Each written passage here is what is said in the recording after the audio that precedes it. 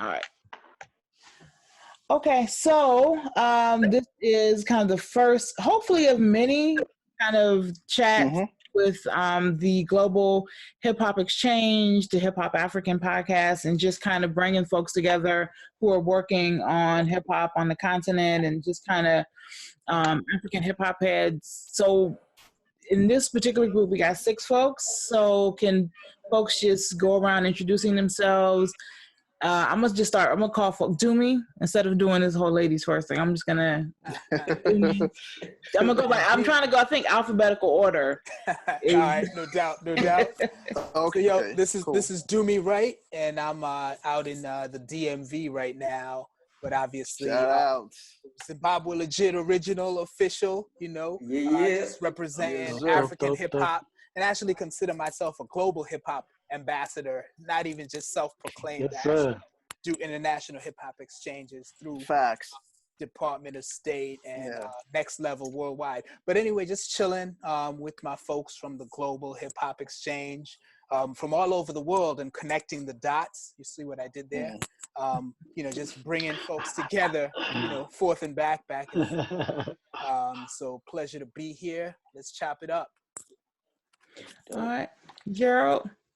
Yeah, Gerald, aka Cynic. So I'm an MC from Zimbabwe, based in Lisbon, in Portugal. So I'm just out here doing the thing. Okay.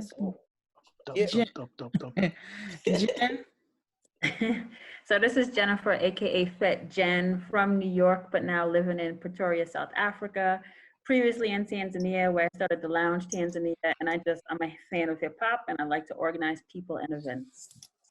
Yeah. Nice. All right. So, brother, I'm not going to try to pronounce, because I don't want to butcher names, because I think the myth is that, all Africans speak the same language. It's so not You don't speak African? So, all right. My brother in South Africa. My name is Leboang. Lebo Michudi, real name, no gimmicks. I'm part of a collective called the Assembly out here in South Africa. And been involved in hip hop since I was a kid and just always been passionate about the scholastic approach to hip hop and using hip hop as a vehicle for change through education. Involved myself a lot with younger artists and just trying to develop the people as well as the art. So, yeah. Okay. All right. So I'm Sia, and I am originally from Tanzania, grew up in the States, and just really loved hip hop, but realized I didn't have the artistic gene to kind of be an MC or DJ or producer or anything like that. So kind of over time just ended up being, writing about hip hop, photographing hip hop, kind of really thinking about the importance of documenting the culture, writing about the culture, and making sure that someone in the culture is actually being the one to kind of document that. So that led me to, being a photographer, and then also kind of writing articles. I wrote the book, Hip Hop in Africa, Prophets of the City and Destiny for Philosophers. And then this podcast project also kind of came out of that as well. All right, Tech. Hello everyone. I'm Texzilla from Nigeria. I tend to move around a lot, so but basically I'm in Nigeria right now. A producer, a DJ, engineer, a blogger as well. I blog for a couple of blogs out there in the US and UK, and I'm just happy to be here to talk with you guys, learn new things and, meet new people. And shout out to everyone here. I'm very much familiar with Cynic, very much familiar with, I've worked with almost everyone here, all the rappers on the, right now, like I've worked with them. So big ups to you guys, man. I'm out. Yeah. Word up. Peace. All right. So in the Hip Hop Exchange, it's basically the Hip Hop Exchange, for most of the people who won't know what that is. It's an online platform for folks who are in hip hop, involved in hip hop on the continent, in various ways. Creatives, you got folks like myself who write about it. Other folks like Jen who kind of who's like a mad organizer who folks have pointed out knows everyone, so kind of connects the dots and connects people together. So we kind of thought about why not have a platform where some of us came together to kind of talk about some of the things that are going on now. And so there were several topics that came up. So the first one is kind of looking at the coronavirus and how it has affected us in our kind of respective personal career-wise, creative levels. Like, how has the coronavirus impacted us as artists, and on a personal basis too? Anybody? Well,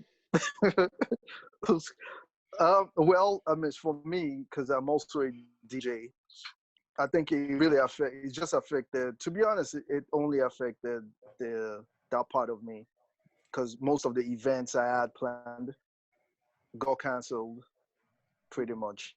I had in March, late March, early March. I even had there was an event I was meant to DJ at the next coming Saturday. That's 4th, I think.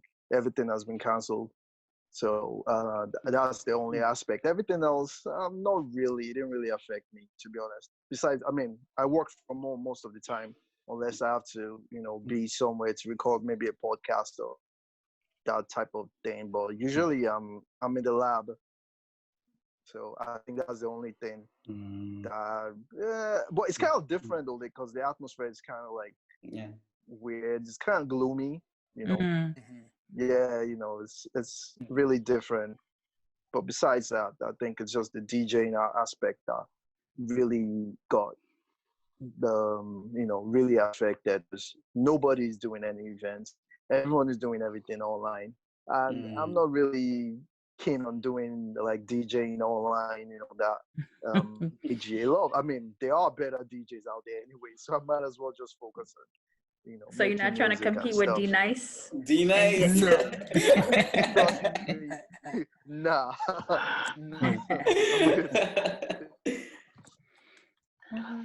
I think that what tech is highlighting probably applicable to most of us. The live aspect got hit first and got hit the hardest.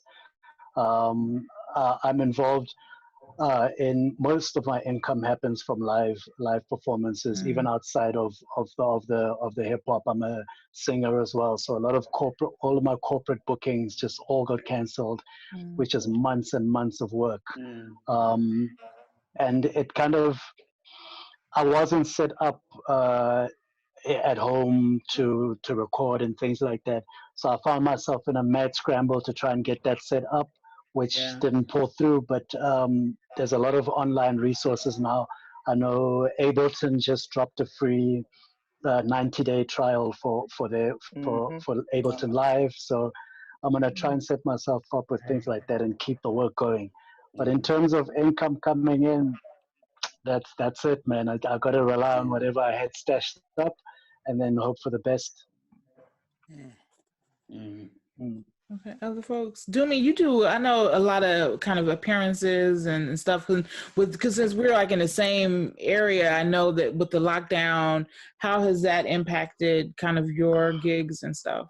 Yeah, so it's kind of crazy because I'll do various types of gigs all the time during the year. Some pay, some are promotional, some are. But this year I was psyched because I had a paying gig every month lined up, and I was getting into form networks of events and things that I could get involved in that actually had budgets and stuff. So it wasn't just more to this street festival, great exposure, the exposure money and stuff, and I'll do stuff like that. But I was really excited because it was month to month, and people were reaching out to me on Instagram hey, I heard you do live, I saw some of your stuff, can we set up a booking for April? I'm cool. They're this is how much it pays.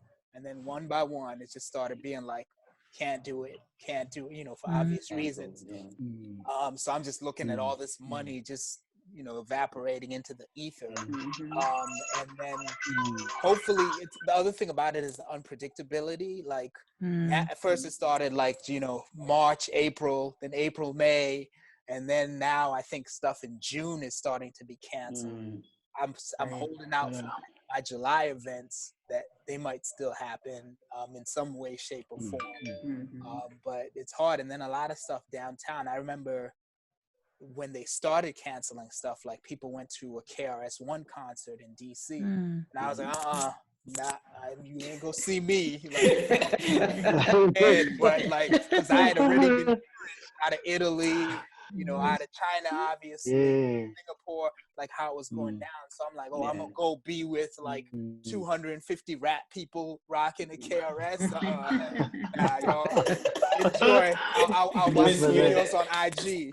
So that's how it's been for me, man. Like, and I don't know if there's an end in sight. Like, how it all plays out. What about you, Gerald? Gerald, you're in Portugal, right? How are things there? I mean, like in terms of me personally, like I mean, I've got a freelance job, so like that's kind of set me up. Like so like I've been okay, like on that side of things. But like in terms of the music, like I've been trying to work with the different musicians and establish a band and and get it going, and like a bunch of jam sessions that I used to go to and just kick it and stuff like that. So like everything's been shut down. So like I've been seeing musicians just trying to evolve and adapt and like go online and try to monetize that. But like I think it's a bit of a difficult time for every creative out here. Can I just ask one favor for family who's not like, if you guys can mute, because I think there's some background. Yeah, if okay, thank you. Because I think in terms of looking at, we're all in different spaces: the U.S., Europe, South Africa, Nigeria, and so it's interesting kind of seeing us go through the same thing. And so when I'm actually wondering, listening to you all, do you see new ways in which creatives can monetize what they do? So I know, we've got the free DJ sets and stuff online, which is not sustainable in terms of money, income. So do you see that there are other ways it may open up for creatives to be able to monetize their content? Or is it just kind of, we just have to completely wait this out? Thinking in terms of all the stuff that's happening online right now, that if folks are like selling their music online, it might be a good time for more sales to happen for them because they're stuck in the house, right? So maybe figure out a way to promote what you already have online and how it can be sold more, because people are stuck at home and they're looking for things to do, right? They have more time on their hand. So maybe it's a way to push your stuff more to get sold online. Yeah, that was the same thing I was going to say. Like, I think what you can do right now, just promote your stuff. That's what I've been doing. I've been doing like beat breakdowns on my IG. I've been doing production reels of like songs I produced for others that have been shot into videos, things of that nature. Just trying to like put myself out there as much as possible, like, or set up like a different post about reminding people to check out this song or what have you, because to be honest, we just have to wait and see. We don't know what tomorrow will be, I mean, it could clear up by next week. Who knows? Because I don't know. I'm just right now. I'm confused about this whole thing. So we just have to wait and see. I just try and stay safe, That's just my own take on that.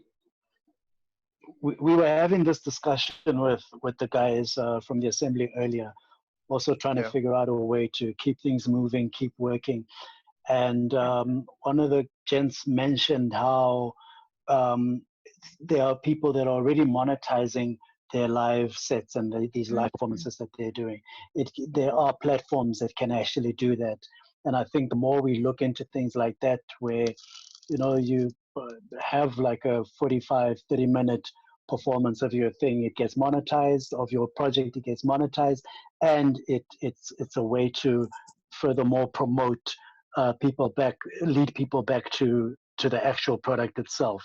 I think we're going to have to start looking at more things like that. And I think that the people that create these platforms are also going to have to start looking at developing things like that to then sell back to us, generating income for them, but also giving us the tools to generate income going forward. Yeah. And one of the other questions or kind of topics folks were looking at was kind of what countries are doing to kind of alleviate some of this stuff for creatives. And so someone mentioned that Germany is offering artists income during this period. And I think, you see a lot of differences. And so I'm not specific. I don't know exactly what's happening in the US. So, Dumi can maybe speak to that, but just what are folks seeing in terms of what support is being given by governments?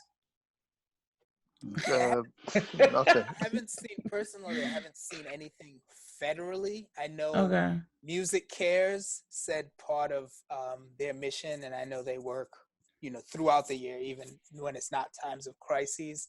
They were sending out lists of resources and different stuff. And then I know there were like foundations. I actually got one in my inbox today where it's like a foundation saying, musicians who've had gigs affected or impacted could apply. Obviously their resources are limited, so they can only take but so many. You have to provide like evidence of what the gig was and income was supposed to be, and it's also capped at certain amounts. So I almost feel like it's kind of like a little bit of a hodgepodge of stuff. You kind of have to go out and research. I don't know that it's sustainable income. I'd probably describe it more as like one-off. And hopefully it'll stem the tide, right, in between, now and whenever things might clear up or you might find other opportunities. But I haven't heard anything like you were saying about Germany, where it's like federally mandated or federally funded directly focusing on the creative arts community. But I think that's kind of indicative of the US in general, even in times of prosperity, right? There's not like tons and tons that gets directed to fund creative arts. I mean, I think it's state by state, right? DC grants and community do a lot. I know in VA for years I've been looking. There's not a lot of stuff in general. Never mind in time of crisis. South Africa.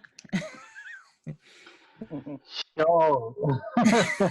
Look, South Africa, historically, at least in my lifetime, has not had a great history of support for the creative arts. In fact, we have slowly, once again, in my lifetime, and especially as an adult, when I've been more conscious going through my high school, we had things like art being removed from some school syllabuses, having the actual what do I want to say, the constitutional positioning of the arts also being eroded slowly. So we were never gonna get support from the get-go, but it is something that we have started to voice. And at my last check, we were told that there are plans to put plans into place, and they're planning on that basically.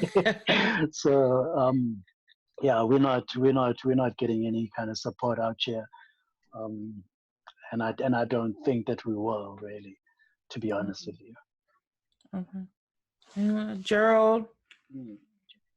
Yeah, like this side, like I haven't really seen anything that's specific to like musicians or creatives, coming from the government. I think I did hear about like stuff for freelancers, like pausing some payments that they're supposed to be making, like Social Security payments and stuff like that, and funds that they may be eligible for.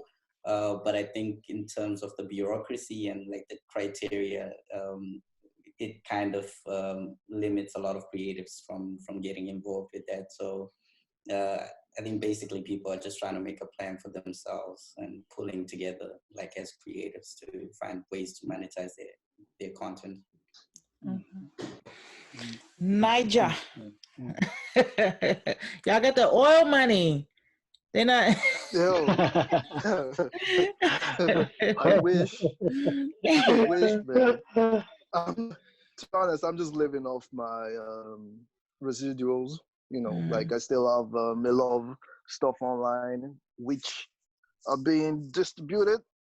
So I'm living off that and my blogging, and yeah, some past. I'm actually waiting on some money too as well. Like there's some events I've done which they haven't paid up, and I really don't know what's going to happen. But yeah, nothing from the government. I'm not really relying on them for anything, to be honest. I'm just trying to live my life, stay alive. I'll continue what I do. Yeah, pretty much. Now, Jen, I know with the lounge, you guys had your most recent event in Tanzania. Has that I don't know, how's that everything been impacted in terms of what you guys are doing and and also the project that you're doing. If you want to, I don't know if you want to talk about the mixtape project as well. And so yeah, we just had our 6th anniversary show, which was exciting, and we got it in right before Tanzania reported their first case. So our show was on a Saturday night, and then Monday they announced the first case. So everything after that started shutting down. So we were lucky to get the show in, but then now the question from the team is, when will we be able to do our next show? Because typically we've been doing it every other month. So in theory, it should have been May coming up. And now we're probably not going to happen until July or September even, for the next one. So that's a bummer. And, everyone's sad about that for sure. But in addition, parallel to getting ready for the 60th anniversary, we are working on a mixtape album, our first volume. So I'm excited about that, where we are featuring, a lot of the artists that have been with us since day one, 6 years ago. So we have that. And like I was saying earlier, that I'm waiting for one last track from our producer. And looking forward, it's going to be all online distribution. So I don't think our current situation, Corona, will affect us because it's going to be online anyway. Hoping to get it out in the next couple of months. Okay. So one of the other things that I feel like just, basically as an artist, you have to figure it out. In terms of you can't because even if there is grant money, like Dumi said, it's kind of a one-off thing, and to kind of, which also interesting with organizations like in DC, Words, Beats, and Life that really depend on grant funding, kind of that being, at risk now. And I think it's interesting in terms of folks may needing to look more at grant funding, because I don't think a lot of folks may even go that route. But I know the NGOs and stuff, they like nice feel good songs about Corona and things like that. So, you might be able to get some NGO money for, for doing that. The Corona mixtape. Exactly. Corona jingles. So what about the whole creative thing? I don't know in terms of how are folks feeling because of the situation, because, people say that hip hop was born out of struggle. And so if we're going through a lot of struggle, so that should be inspiring a lot of content. So how are folks feeling in terms of their creative juices in this environment? Look, in my immediate space, the people I'm affiliated to, the people I speak to on a daily basis, I'm actually seeing a surge. There's a reviving of their spirit, and people are taking the opportunity to finish things off that they haven't finished, to attend to things they've been meaning to. And I don't know if it's also got something to do with the doomsday feel around this whole thing, and it's I need to get around to that thing now, So I'm finding for myself as well. I'm finding I have the time and the space to work on things. So definitely, the creative juices are overflowing now, Yeah, it's the same thing here. I'm pretty much making beats all day. I have a pending project that I want to drop like yesterday, but we have to extend the procedure. I'm still mixing, getting new vocals and stuff. And Yeah, pretty much. I don't think it really dampened the creative juices. You know, it's Mhm. more of like everyone is just gloomy first of all. But I mean, you need to find something to take your mind off the stress and everything. So everyone's still busy from what I know. Like, from blogging, Mhm. I get new submissions like every day. I think I got more submissions now than ever because I mean, some people Wow. were thinking about the virus, the new songs, like uplifting songs and things of that nature. So people are still working regardless, especially artists. Yeah, I definitely know that this kind of the idea of kind of doing these Zoom conversations with artists, I think may not have happened, or may not have happened when it did if it hadn't been for everybody's home. Because I mean, yeah. So, and then I think I saw on TV some talk shows doing. So I'm like, well, that they can do that, then well, why not? It doesn't require kind of multi-million-dollar camera equipment to kind of produce stuff. Yeah, exactly. So I definitely think creatively and I'm also, just reaching out to artists that like I kind of got little response from. So like, for example, Sampa the Great, I've been trying to get her, and I'm like, because I contacted her people, I'm like, look, you guys aren't doing anything. So right now, everybody's home. Come on and do this interview. Because before the response was, oh, she's traveling, she's got this show, that show. I'm like, okay, what now? He ain't going nowhere. Exactly. Exactly, right? So yeah, I'm trying to reach out, I put it in a much nicer way than that, but like I'm like, okay, maybe Socrates is home. I'm sure he's, Ghana. I don't know how much of a lockdown Ghana is on, but just trying to reach out to folks and also, yeah, I mean, the writing and thinking like that, I do think that it's like what I'm hearing, folks aren't necessarily having a slump. It's in fact kind of maybe redirecting and focusing on stuff and things like that. So what are people listening to and reading and watching right now? Anything that doesn't involve the coronavirus. Yes. Oh my God. True. But there've been some dope coronavirus things. Like there've been some dope ones. Did you guys see the Corona commandments and things like that? Like, the 10 Corona commandments. This cat he flipped the biggie one. Pretty dope. Yeah. I just think there's now more than ever. I'll relate it back to the previous question.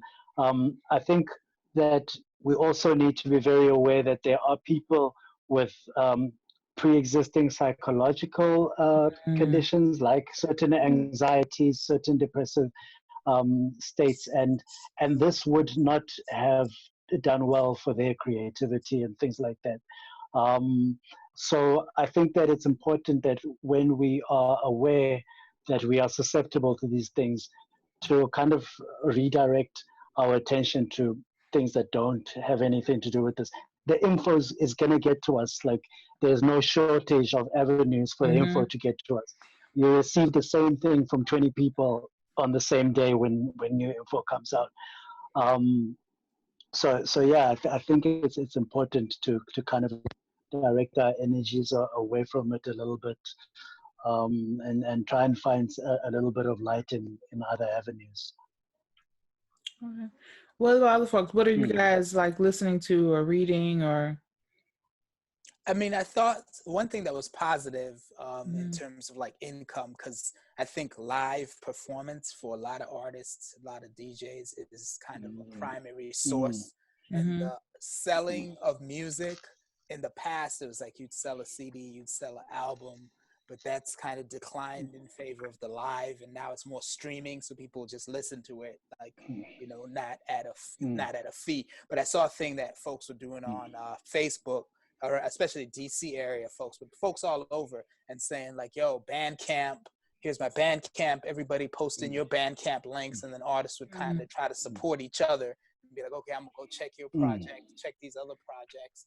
And so that also exposed me to a lot of people's projects that I either didn't know were out, or, you know, with the glut of stuff that is available, you know, realizing, but also not just being like, okay, well, I'll stream it on Spotify, which is cool, and you get your 0.000000006 cents per stream. You know, you get a $5 check after, you know, 20,000 streams or something. But at least with Bandcamp, and then I know Bandcamp waived the fees on like last Friday for like artists, and so it was kind of like an impetus for people to purchase on that day, you know, just kind of as like a quick driver. So being able to just kind of check, I know J Live had dropped a new thing, and, you know, people posting links, and also like, since y'all said you have time, there's some YouTube links or whatever links, SoundCloud links from people where it's like, oh, let me go listen to this cat's project because I'm here, you know what I mean? I'm kind of trapped inside, and let me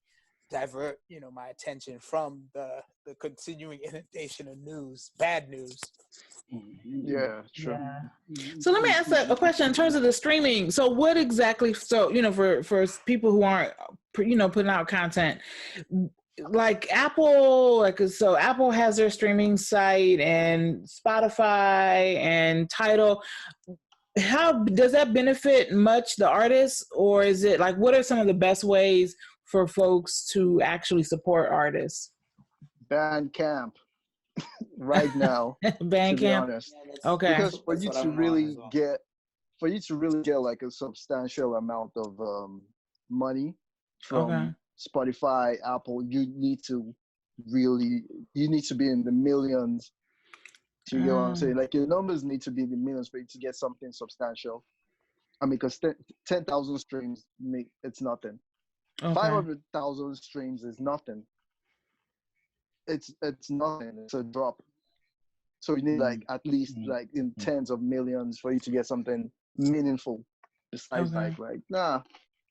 But most people are not really not really aware of Bandcamp for some weird reason. Because I've been using Bandcamp for 10 years.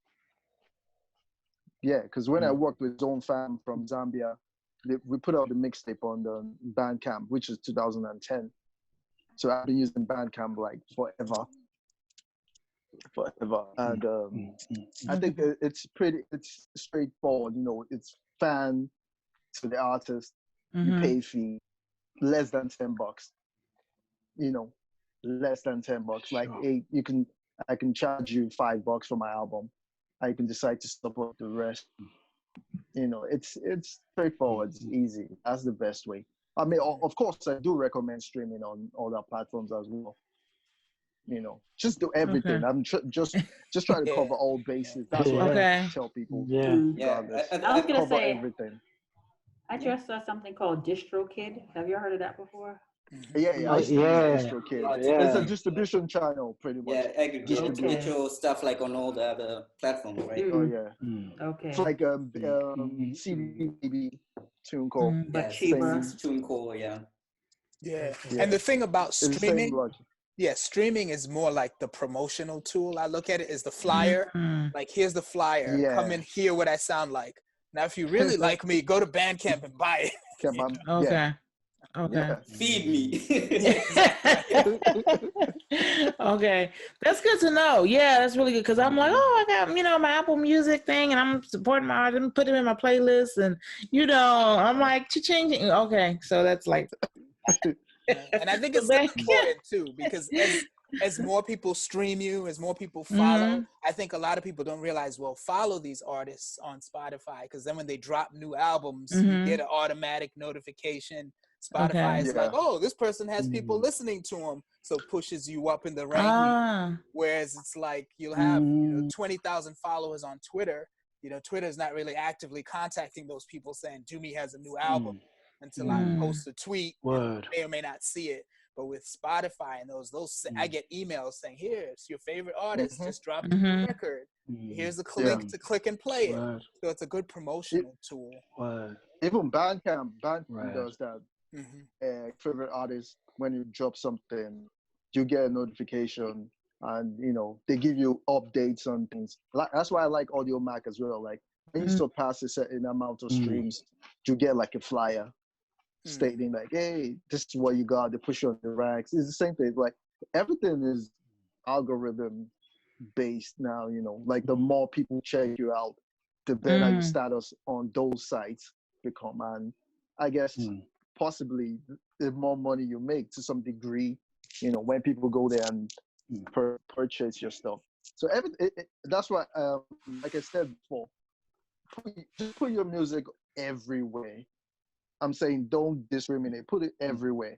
You can still put it on SoundCloud, like SoundCloud as well. Like, but usually what I do for SoundCloud is more previews. Like I do previews, like maybe a short snippet or something, and I put the links like you guys go here to check out where to really get the song and stuff. SoundCloud, it's all like a promotional based type website for me right now. I just try to focus on Bandcamp and everything else. Audio Mac, especially Audio Mac, Bandcamp, and everything else. That's how I roll. Okay. So one of the things I definitely, in terms of listening to you guys, and I think that one of the things folks were, I think, a little humble, I think, but everyone in this group, not only are they kind of creatives, but they're really kind of top in their zones. You know what I'm saying? So whether you're an MC or a singer or producer or an event planner or kind of creator, I think all of us have several years of experience and kind of have been doing this for a while. And so I actually was trying to find the comment. Okay, so yeah, I was telling Jennifer the other day, with the Hip Hop African website, we get so many emails that I think people think it's a big team, and it's not. It's me and some students. And so we got this message like just 2 days ago from a 14-year-old rapper from Sierra Leone. And it kind of like got me, because he was like, my name is Hamza. I want to be a rapper. Please help me to be famous in Sierra Leone. He's 14. He put his WhatsApp number. Please call me, text me. And I was like, it was like he's a kid. And so I wanted, for folks who may be at that stage where they're like, I really want to get out there, and I really, I'm hungry. And right now things are rough. So what advice would you give someone like this, a young kid who, is really hungry to get out there? So what advice would you guys give? Yo, you have time to work on your craft right now, man. You have more than enough time to concentrate on the craft of it. You can't be out there performing. Concentrate on the craft and start learning, especially for someone who's only coming into it now. Start learning about these avenues and these platforms that we've been talking about. Start learning about the online business of it. Because crisis aside, that's something that we needed to familiarize ourselves with anyway. That's the way the world is moving. So I think it's still study time, especially if he's 14. It's still study time. He mustn't really rush himself. I have a younger, obviously a younger nephew, but I've got a nephew who came to me around the same time when he was about 14, and he felt he was ready to take over the world. And as I was saying about working with these kids and trying to develop the person and not just the artist, it was a case of trying to get him to understand these things, and we spent a lot of work on that more than the art. The art, you will find your own way. If you're committed and passionate enough, you'll find your own way. Nobody should tell you how you should be presenting your art, but you can be guided as a young kid through the little pitfalls, and I think he should focus on that. Focus on his craft and focus on how the future business of what we're doing is headed. I would also encourage him to just reach out to other people, like reach out to his role models. Who does he look up to and send messages to them? You never know. People might respond at this stage, right? They're home. They're checking their messages maybe, or their handlers. And he can say, I'm looking for a mentor maybe. And I think we like people to come to us and say, can you help me? I look up to you. I want you to them with me. So I think if he approaches it that way, he might actually get some people to help him along the way. Yeah, absolutely. Yeah, I can't really presume like where he is creatively, but I think something that I would have wanted to be told or to know, like when I was 14 or starting out, was to try to find my voice like at an earlier stage. So you find like when you're starting out, like there's a lot of influences that kind of shape like how you write or like how you flow or how you deliver your content. And maybe at that stage you're not really your own person, but like I think it's the perfect time to try to discover his own voice, to tell his own story, and also like Absolutely. to find a way to define success in his own way. Because I think, like you said, he came at you saying he wants to be famous, and maybe that's not what success is at the end of the day. So I think he needs to, eventually define success in his own way. True. Just to add on that, it's almost the same thing anyway. Because at 14, I wish I knew.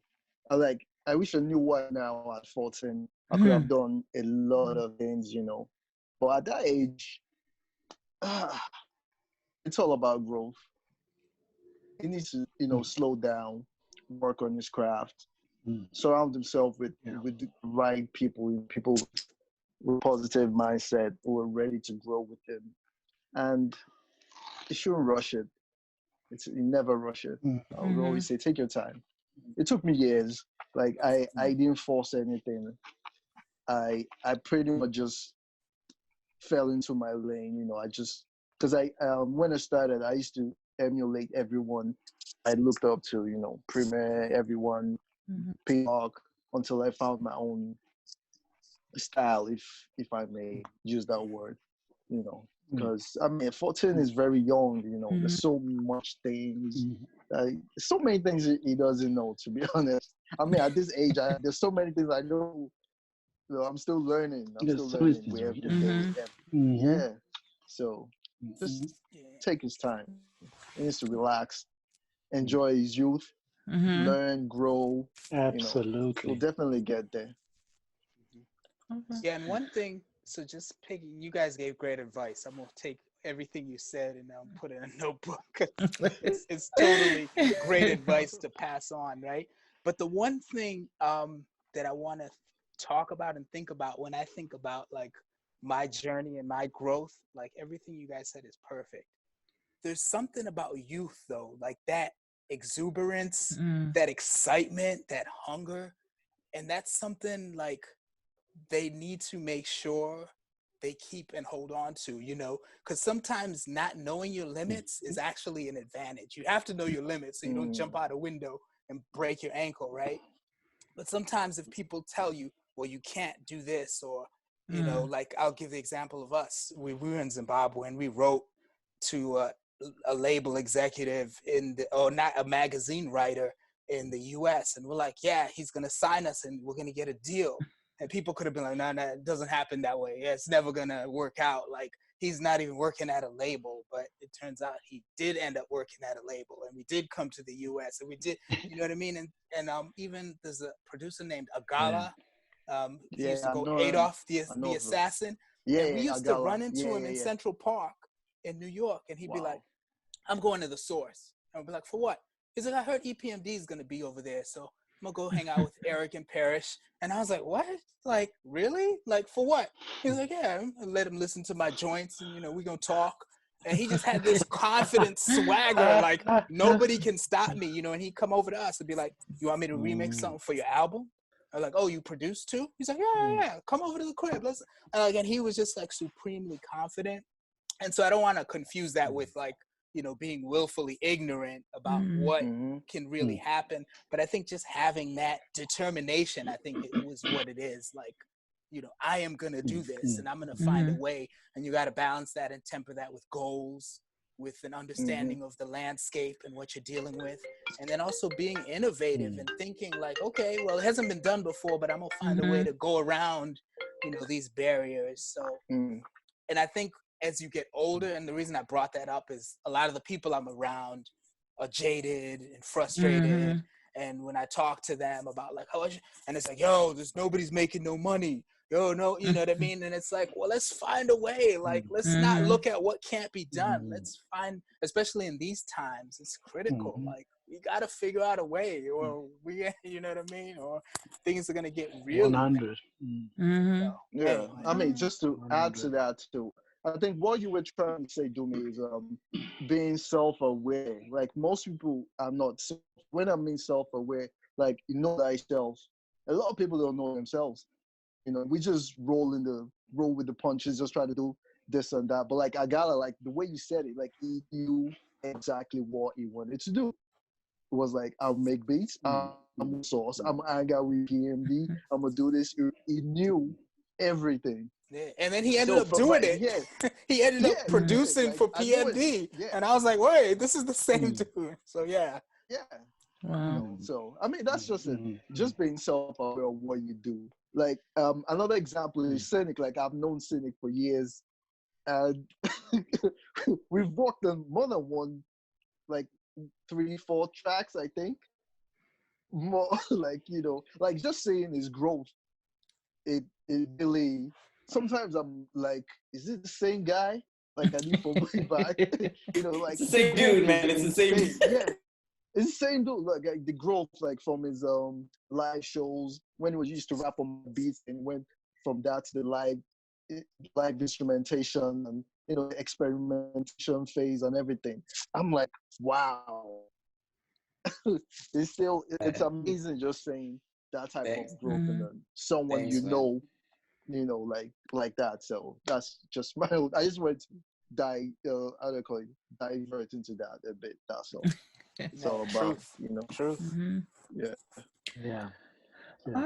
Well, we got through the topics, and I think it was a really good kind of this was, I think, really productive and everything and fun, and it was great to kind of to link up with folks. And so we're gonna definitely have everybody's information, social media handles, Bandcamp, all that stuff in the notes. And so I guess I don't know, any last words before we Oh yeah, just one other thing I thought of that's been crucial to me. Like, I mean, if you want to talk secrets of success, it's networking, man. Like, I don't know how many people, producers, labels, studios I've just gotten from networking. I mean, I was on a label years ago, and the releases and promotion weren't that great, but I swear there's like 7 or 8 key people in my life now, from studio engineers to podcasters that are blowing up and doing crazy things, to